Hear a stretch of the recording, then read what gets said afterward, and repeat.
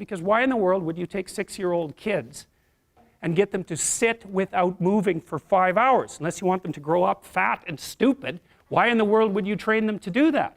Well, it's easier. That's one thing. You know, and when they're sitting there, there's nothing disruptive about the rough and tumble play, and that can be quite, you know, play can be quite disruptive. So anyways, most of these kids are reasonably well socialized by the time they're the age of 4, using one mechanism or another. They learn how to regulate their aggression, and they learn how to engage in fictional play structures with other kids. They learn how to cooperate and compete.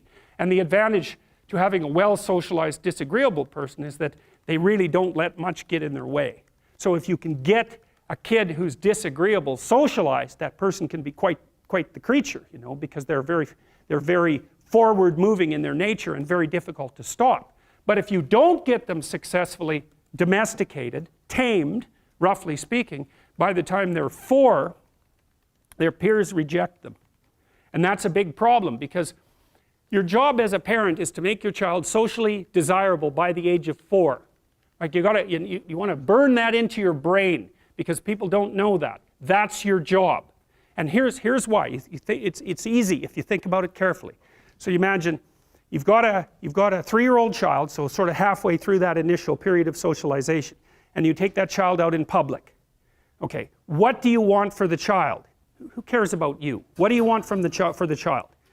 You want the child to be able to interact with other children and adults so that the children are welcoming and smile and want to play with him or her, and so the adults are happy to see the child and treat him or her properly. And if your child's a horrible little monster because you're afraid of disciplining them or you don't know how to do that properly, then what they're going to do is they're going to experience nothing but rejection from other children and false smiles from other parents and adults. And so then you're throwing the child out there into a world where every single face that they see is either hostile or lying. And that's not something that's going to be particularly conducive to the mental health or the well-being of your child. If your child can learn a couple simple rules of behavior, like don't interrupt adults when they're talking too much, and pay attention, and try not to hit the other kids over the head with the truck any more than is absolutely necessary, then, and share and play properly, then when they meet other kids, the kids are going to try out a few little play routines on them, and that's going to go well, and then they're going to go off and socialize each other for the rest of their lives. Because that's what happens, is that from 4 years old onwards, the primary socialization with children takes place among other children. And so if the kids don't get in on that early, they don't move into that developmental spiral upwards, and they're left behind. And you can imagine how terrible that is, because a 4-year-old will not play with another 4-year-old who's 2.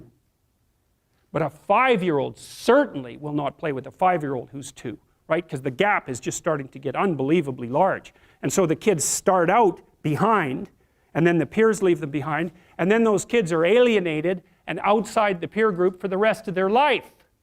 Well, those are the ones that grow up to be long-term antisocial, right? They're already aggressive. It doesn't dip down. Now, what happens to normal boys, roughly speaking? Imagine the aggressive 2-year-old types. They get socialized, so their level of aggression goes down, and then they hit puberty and testosterone kicks in, and bang, levels of aggression go back up. And so that's why males are criminals between the ages roughly of 16 and about 25. So, and it matches the creativity curve, by the way. It's so cool. If you look at the spike of creativity among men, 16 to 25, then it starts to go down. Criminality matches that absolutely perfectly. So that's quite cool.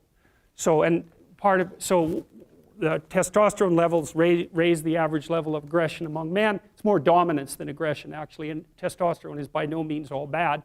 And then it starts to decrease at about age 25 or 26, which is usually when men stop staying up late at night, stop drinking as much, develop a full-time career, and take on the burdens and responsibilities and opportunities that are associated with a long-term partner and family. And so, well, so that's the development of what I would call predatory aggression, because I also think that the agreeableness distribution is probably something like predatory aggression versus maternal sympathy. It's something like that.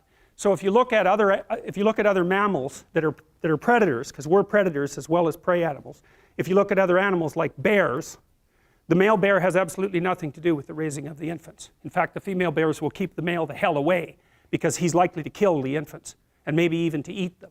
So there's no maternality at all in solitary male mammalian predators. Now it depends on how social they are, but roughly speaking that's the situation. Whereas with human beings, males are quite maternal. So, but anyways, I think the extreme of agreeableness on the low end, so disagreeableness, is predation. And the extreme on the upper end is maternal caring. And so, and those two things compete, right? Obviously, it's very difficult to be both of those at the same time. And so men, of course, in the wild, so to speak, are very, very few women hunt in modern societies or in archaic societies.